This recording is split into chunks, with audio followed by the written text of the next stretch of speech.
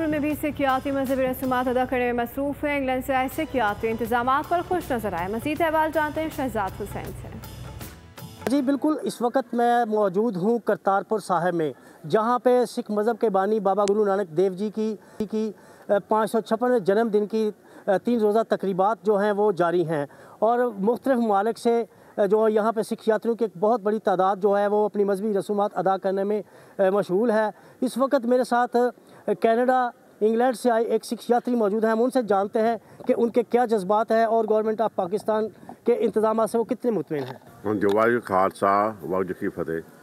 ਅਸੀਂ ਇੰਗਲੈਂਡ ਤੋਂ ਆਏ ਹਾਂ ਜੀ ਅਕਾਲ ਚੈਨਲ ਦੇ ਥਰੂ, ਤੇ ਅਸੀਂ ਕਹਿੰਦੇ ਆ ਹਿੰਦੁਸਤਾਨ ਦੀ ਗਵਰਨਮੈਂਟ ਨੂੰ ਇੱਥੇ ਨਾ ਖੁੱਲੀ ਇਹ ਆਪਣੀ ਦਿਓ ਐਂਟਰੀ ਵੀ ਸਾਰੇ ਵਰਲਡ ਤੋਂ ਇੱਥੇ ਸਿੱਖ ਮਜਮਾ ਆਉਣ ਬਾਬੇ ਨਾਨਕ ਦੇ ਕਰਤਾਰਪੁਰ ਮੱਥਾ ਟੇਕਣ ਜੀ।